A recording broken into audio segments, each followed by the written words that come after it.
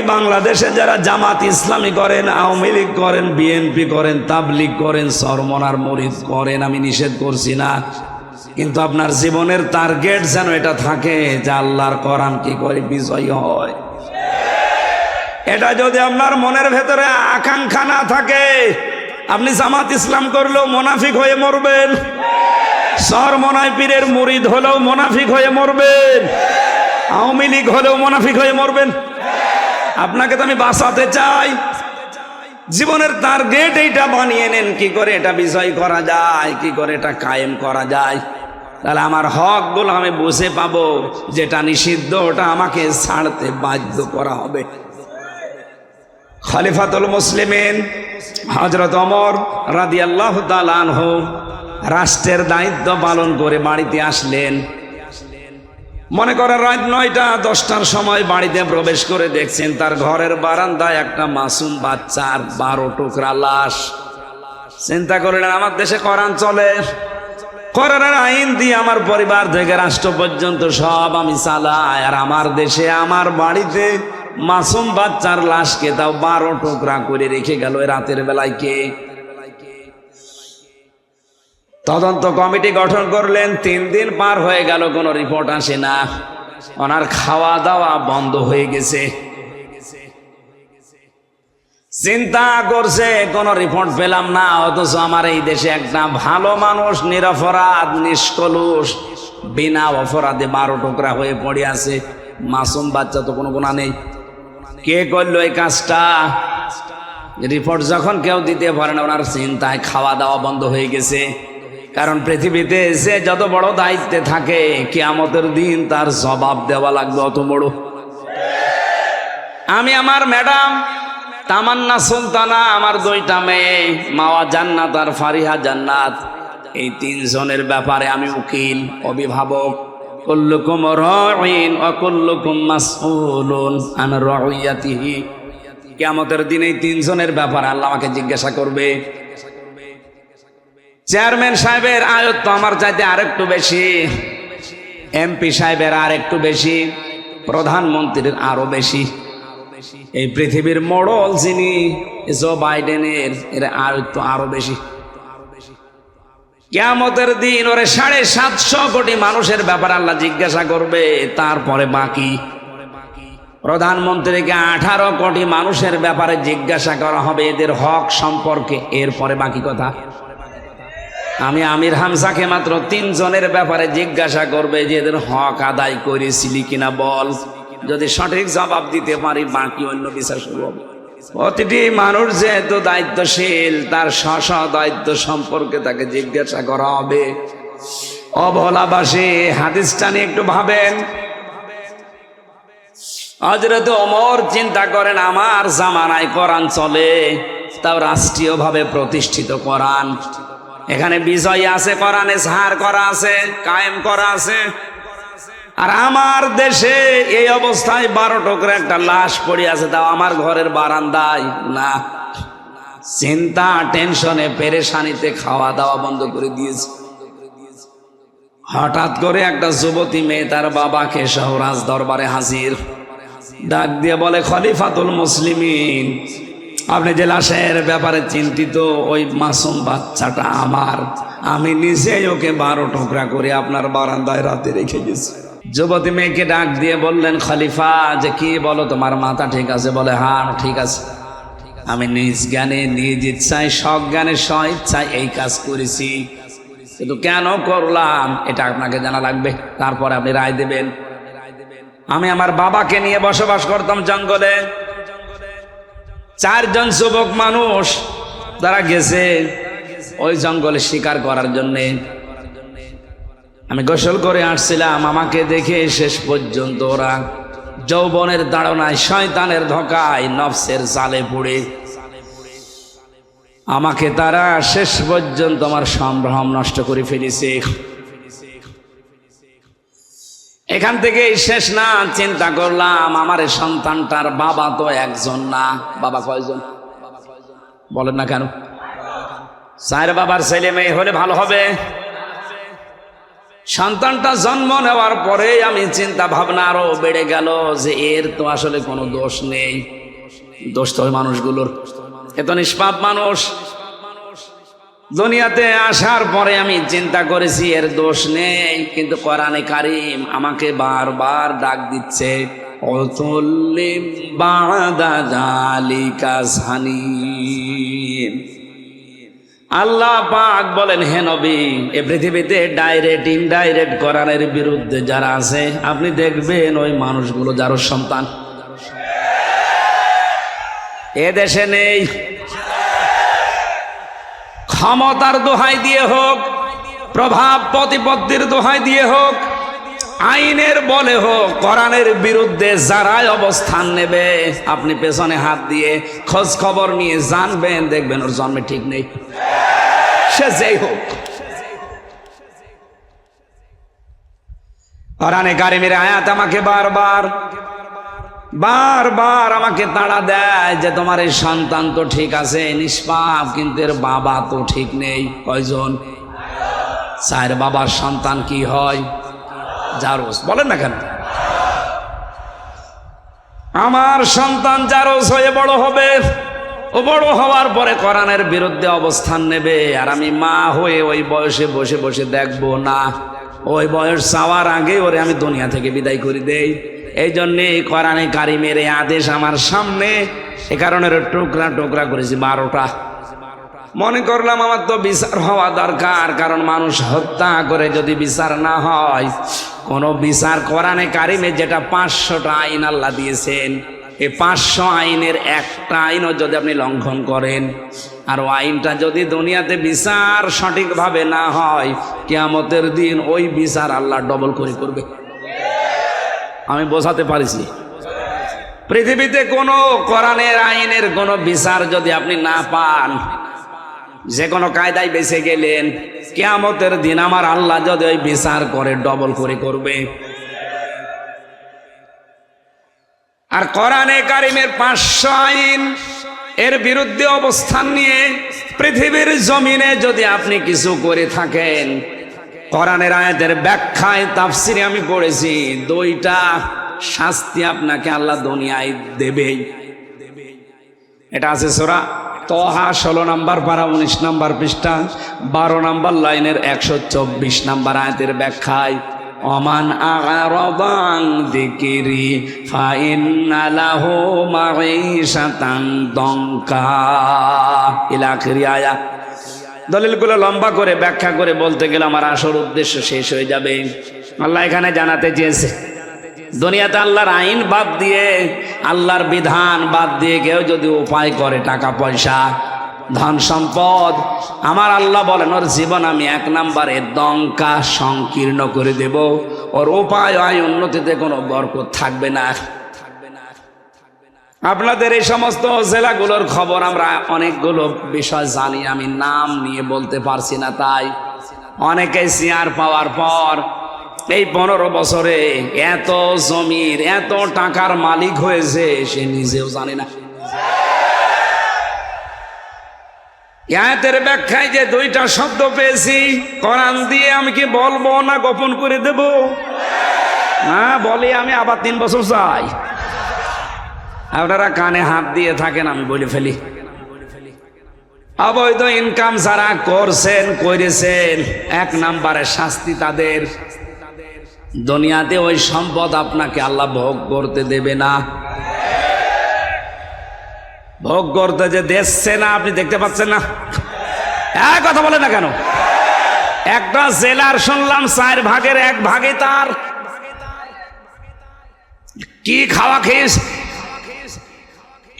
একটা জেলার 4 ভাগের 1 ভাগ যদি একজনের হয়, তো বাকিগুলো কি ঘাস কাটছে?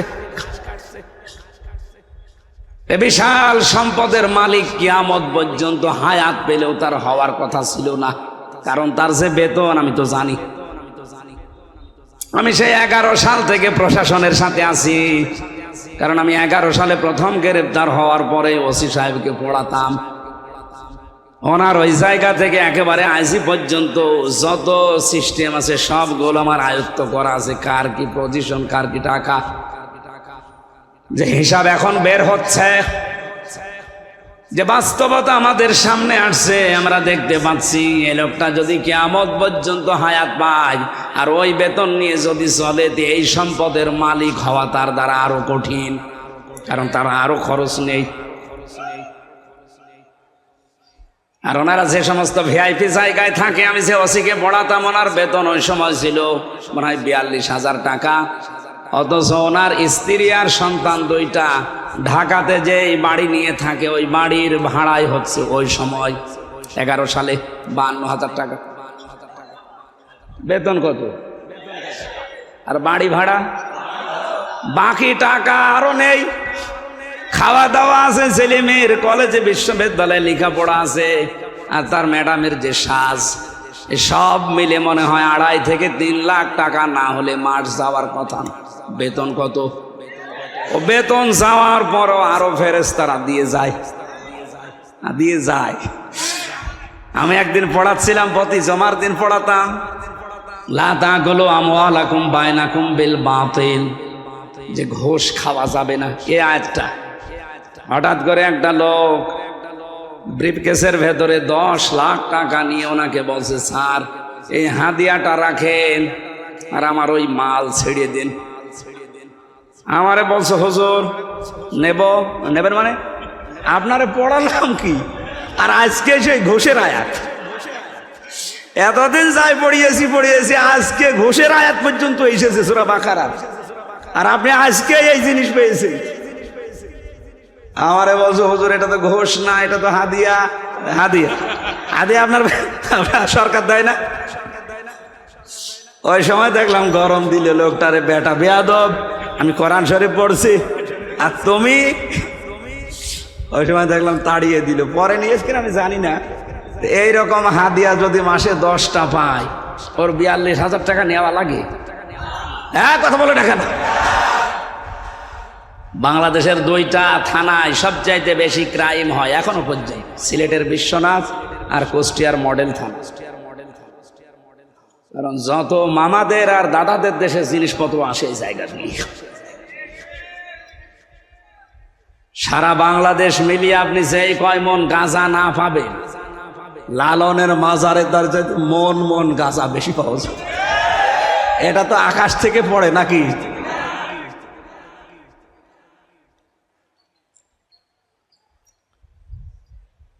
এই জন্য ওনার যে বেতন আছে, ওনার তো সংসার আছে, ছেলে মেয়ে আছে, স্ত্রী আছে, মা বাবা আছে, সব খরচ মিটিয়ে তারপরে তো আপনি জমি কিনবেন। পাবেন কোথায়? পাবেন না।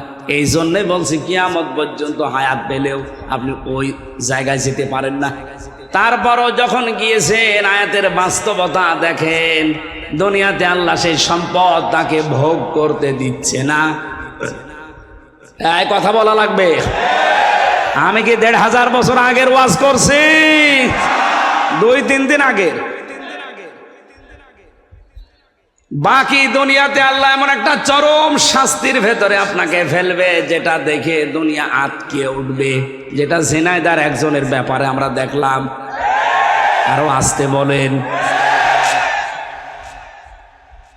সারা বাংলাদেশ না পৃথিবী হতভম্ব হয়ে গেছে। এ মহিলা তো 12 টুকরা করেছিল, আর ওর লাশ যে কত টুকরা হয়েছে এখনো পর্যন্ত কোনো খোঁজ নেই। ছেলেমেয়েরা প্রতিদিন হায় হতাশ করছে, কান্নাকাটিতে, 1 টুকরা লাশ অন্তত দেন, একটু জানাজা পড়ি। আজকে ইন্টারনেটে দেখলাম কলকাতায় একটা সড়ক গাছের সাথে 2টা বিসি ঝুলিয়ে রেখে বলছে এটা অমকের বিসি। কোথায় নামিয়েছে চিন্তা করেছেন? বিসি যদি ওর না, ওটা মনে হয় ছাগলের বিসি হবে, কারণ যে সাইজ দেখলাম ওটা ওর বেশি হওয়ার কথা না। ওটা কোনো ছাগলের বিসি হবে, গাছের সাথে ঝুলিয়ে নিচে লিখে দিয়েছে অমকের বিসি। পৃথিবী আটকে উঠেছে। আমার তো মনে হচ্ছে 1,500 বছর আগে আয়াতে আল্লাহ যা বলেছে, এই 2024 সালের এই মে মাসের 29 তারিখে আমরা 100 ভাগ খাপের খাপ মমতাজের বাপ মিলে গেছে। এই জন্য অবৈধ ইনকামে যারা আছেন থামেন। সে প্রভাব প্রতিপত্তির কারণে হোক, ক্ষমতার কারণে হোক, আইনের কারণে হোক, চেয়ারের কারণে হোক, যেখানে আছেন ওই জায়গায় থামেন। 1 নম্বরে আপনি জীবনে ওই অবৈধ সম্পদ ভোগ করতে পারবেন না, আর এমন চরম শাস্তির ভেতরে পড়বেন দুনিয়া আটকে উঠবে। আল্লাহ এদেরকে বোঝার তৌফিক দাও, বলে না আমিন। জানি ওদের মগজে কথা ঢুকবে না, কারণ খতামাল্লাহু আলা কুলুবিহিম, কলবের উপর আল্লাহ মোহর মেরে দিয়েছে। আবু জাহেল যেদিন মারা যাচ্ছিল, আব্দুল্লাহ ইবনে মাসউদ রাদিয়াল্লাহু তাআলা আনহু তার বুকের উপরে বসার পরে যখন ছুরি চালাবে গলার উপরে, ডাক দিয়ে বলে, তুই কে? কে মানে?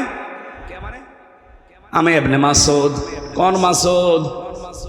বলে, আমাকে একটা চড় দিয়ে আমার ডান কান তুমি কালা করে দিয়েছিলে, নষ্ট করে দিয়েছিলে কোরআনে কারিমের সূরা রহমান পড়ার কারণে।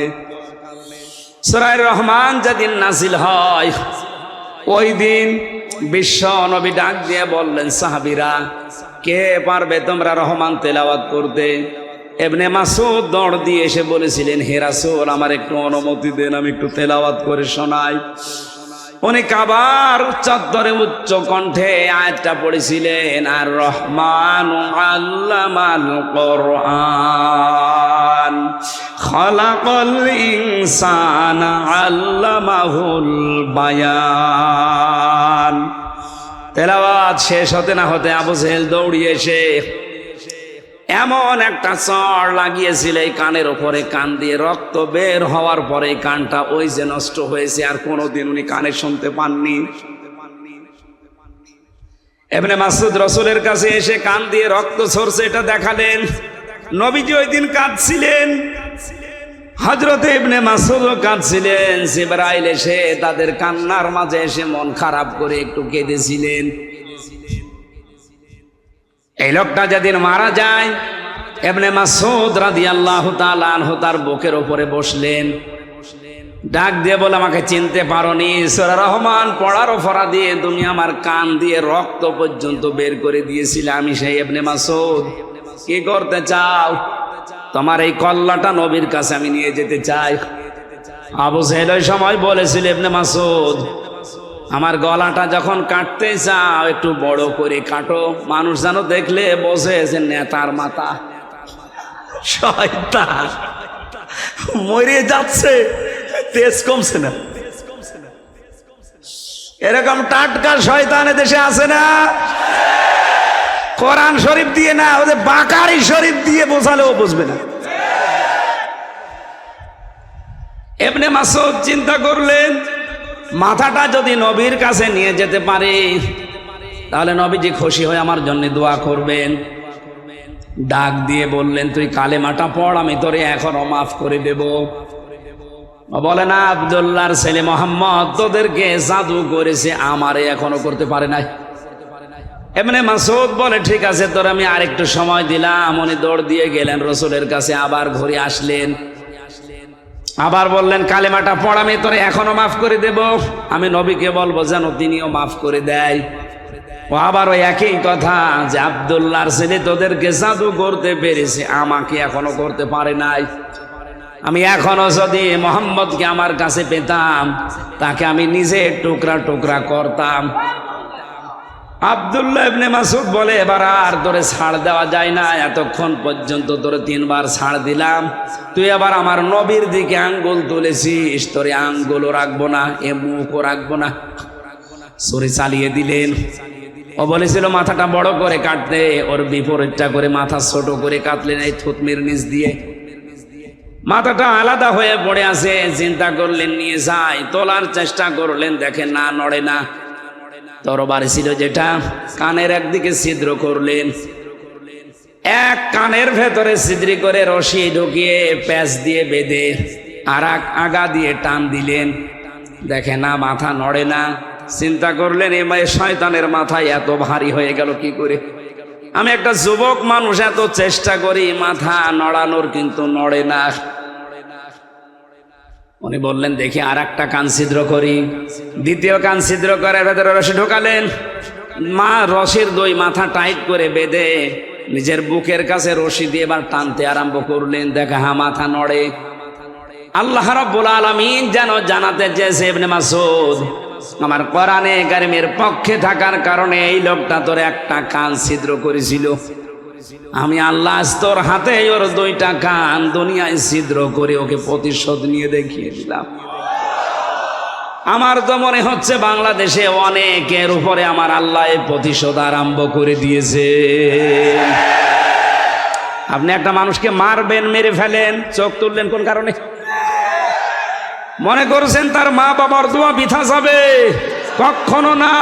কারণ মায়ের দোয়া আর বাবার দোয়া আরো সে চলে যায়। তার মায়ের ওই কান্না আমি ওই বছরে শুনেছিলাম, বাবার আফসোস দেখেছিলাম। বারবার মা বাবা বলছিল আমার ছেলেকে তোরা মারবি, মেরে ফেল, কিন্তু আমার ছেলেটা চোখ তুলে নিলি কোন কারণে? আমার মনে হয় মা বাবা তাহাজ্জুদের পার্টিতে বসে আল্লাহর দরবারে বিচার দিয়ে ফেলেছিল। ওই বিচার আমার আল্লাহ এখনো পর্যন্ত ভুলে যায় নাই। আপনি তার এক চোখ তুলেছিলেন, দুই চোখ তুলেছিলেন, আপনাকে আল্লাহ এত টুকরা টুকরা করে দুনিয়া থেকে বিদায় দিয়েছে যে জানাজা পড়ানোর জন্য একটা টুকরা এখন পাওয়া যাচ্ছে না।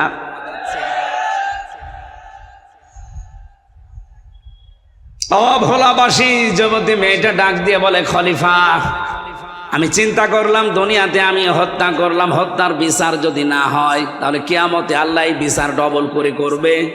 সুতরাং আমি যেন বিচার তাড়াতাড়ি পাই, এই কারণে আপনার বারান্দায় রাতের বেলা চুরি করে লাশটা রেখে গেছি। হযরত ওমর বললে, মেয়েটা তুমি কেন এই 3 দিন তাহলে আসলে না? আমার চিন্তায় খাওয়া দাওয়া বন্ধ হয়ে গেছে।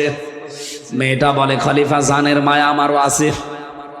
ছেলেটা হত্যা করার পরে আমি মনে মনে ভাবছিলাম যে না, মনে হয় বেঁচে যেতে পারবো যদি ধরা না পড়ি, কিন্তু কোরআনে কারিম আমাকে বাঁচতে দিল না। বারবার যেন আমাকে তাড়া দিয়ে বেড়ায় যে তাড়াতাড়ি দুনিয়ায় বিচারটা করে ফেলো। আমি এসেছি, আপনি জলদি করে হায়াত থাকতে আমার বিচারটা শেষ করেন, মরণের পরে যেন বিচার আর আল্লাহ ডবল করে করতে না পারেন। হযরত ওমর রায় দেবেন, হঠাৎ তাকিয়ে দেখলেন ওই 4 জন যুবক এসে হাজির। ডাক দিয়ে বলে, তোমরা কারা? বলে, আপনি যে বিচারের রায় দেবেন বলে দাঁড়িয়েছেন, বসে আছেন, ওই বিচারের আসল আসামি আমরা 4 জন। এই মেয়েটার কোনো দোষ নেই, গোসল করে আসছিল, এই জন্য ওর যৌবনের দিকে তাকিয়ে আমরা শয়তানের ধোকায় নফসের জালে পড়ে পাগল হয়ে উন্মাদ হয়ে আমরা এই কাজ করে ফেলেছিলাম।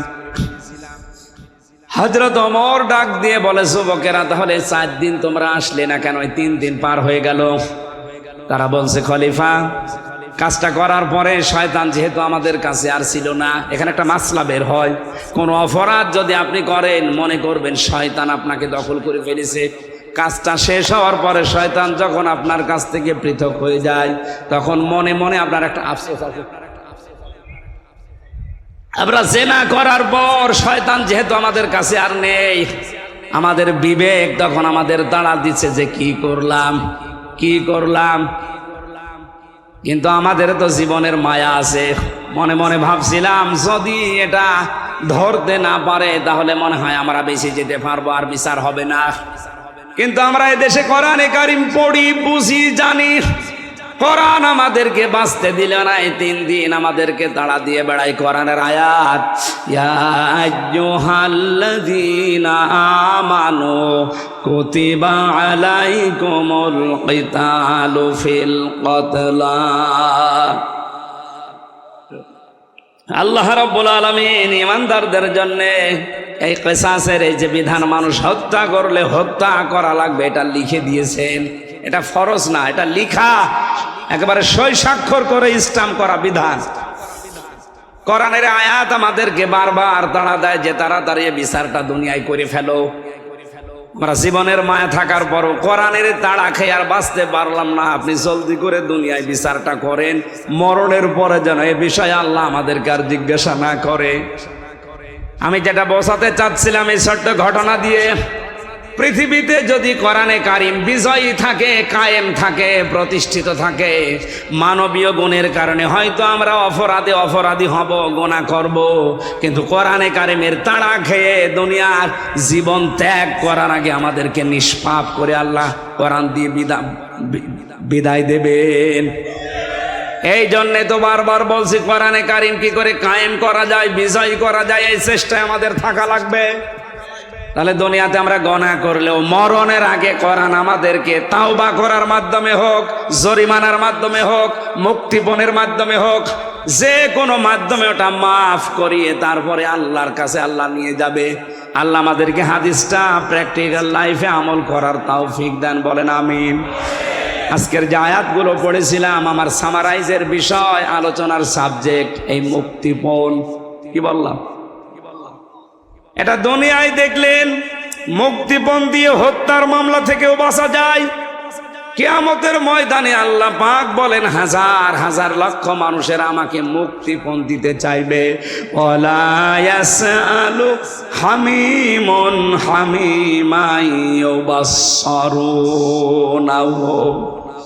এর আগে সূরা মাআরিজের 1 থেকে 9 নম্বর আয়াত পর্যন্ত আল্লাহ কিয়ামতের ভয়াবহতা তুলে ধরেছেন যে এক একটা দিন হবে 50,000 বছরের মতো লম্বা, পাহাড়গুলো উড়ে যাবে,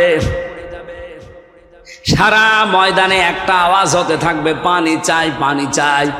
এ কঠিন পরিস্থিতিতে আল্লাহ পাক বলেন সবচাইতে অন্তরঙ্গ বন্ধু দুনিয়া যে তোমার ছিল তাকে তোমার সামনে আনা হবে। ইউবাসসারুনাহু, খুব খেয়াল করে মিলাবেন নিজের সাথে। আপনার সব চাইতে নিকটাত্মীয়, নিকট বন্ধু যিনি, অন্তরঙ্গ শহীদ, এই লোকটাকে আপনার সামনে আল্লাহ একেবারে সামনাসামনি হাজির করবে। আমার এখানে একটা প্রশ্ন আসে, বিশেষ করে এই ভোলা, এই বরিশাল বিভাগে এইটা বেশি। আজ হাজারো মানুষ বিভিন্ন কায়দা কৌশল করে ছড়িয়ে দিয়েছে কিয়ামতের ময়দানে এক একজন পীর সাহেব লক্ষ লক্ষ মুরিদ নিয়ে আল্লাহর সামনে হাজির হবে। এটা ডাহা মিথ্যা কথা, পুরা বানোয়াট, পুরা ধোঁকাবাজিপূর্ণ কথা। কোরআনে কারিমের সূরা মারিয়াম 16 নম্বর পারা 10 নম্বর পৃষ্ঠা 15 নম্বর লাইনের 95 নম্বর আয়াত, ওয়াকুল্লুহুম আতিহি ইয়াউমাল কিয়ামাতি ফারদা। আল্লাহ পাক বলেন কিয়ামতে প্রতিটি মানুষকে আমি আল্লাহর সামনে যখন হাজির করব বিচারের জন্য, প্রত্যেকটি মানুষ উঠবে স্রেফ একা একা। কয়জন করি? এই আয়াত আমি বানালাম। বলেন, যারা বলে লক্ষ লক্ষ মুরিদ নিয়ে আমার বাবা জান দাদা জান উঠবে, এটা বানানো কথা নয়। এই আয়াতের পুরা সাংঘর্ষিক। কিয়ামতে আপনি আল্লাহর কাছে উঠবেন স্রেফ একা একা, কেউ থাকবেন আপনার সাথে।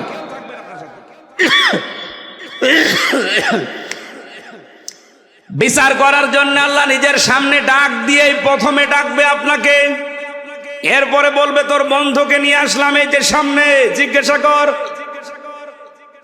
আল্লাহ পাক বলেন ও বন্ধুকে দেখার পরে মনে করবে লাউ ইয়াফতাদি মিন আযাবি ইয়াউমিইদিন বিবানি। এ কঠিন পরিস্থিতি দেখে যেখানে যুবতী মেয়েদের গর্ভ অবস্থায় যদি থাকে লজ্জায় স্থান লাগবে না, পেট ফেটে সন্তান বের হয়ে যাবে, জমিন পুড়ে তামা হয়ে যাবে, মাথার মগজ টকবক করে ফুটতে আছে। অভোলাবাসী নিজের দিকে তাকিয়ে এখন একটু ভাবেন তো, এই ময়দানে মনে করেন আপনি আছেন, আপনার বন্ধুকে শুধু প্রথম আল্লাহ নিয়ে এসে বলবে একে কি করবা দেখো, এত পরিচিত তোমার, বলবে আল্লাহ এ বন্ধুকে আমি দিয়ে দিলাম মুক্তিপণ হিসাবে, তুমি আমারে ছেড়ে দাও। আল্লাহ বলেন হবে না। দ্বিতীয় নম্বর বলবে আমার সন্তানকে আমি দিয়ে দিলাম। কোন সন্তান? যেটা নিজের জীবনের চাইতে মানুষ বেশি ভালোবাসে। আজকে ইন্টারনেটে দেখেছেন এই যে কোন এলাকায় যেন দেখলাম ঝড়ে লন্ডভন্ড হয়ে সন্তান সহ উড়ে চলে যাচ্ছে, মা তার ছোট্ট 3 বছরের মেয়েকে কোলের ভেতরে নিয়ে মা নিজে মারা গেছে, তো সন্তানটার উপরে ছাউনি দিয়ে সন্তানটা বাঁচিয়ে রেখেছে। এই কঠিন পরিস্থিতিতেও নিজের সন্তানকে যে মা বাঁচিয়ে দেয়, আল্লাহ বলেন কিয়ামতের দিন এই সন্তান পর্যন্ত ওই মহিলা বলবে আল্লাহ মুক্তিপণ দিয়ে দিলাম।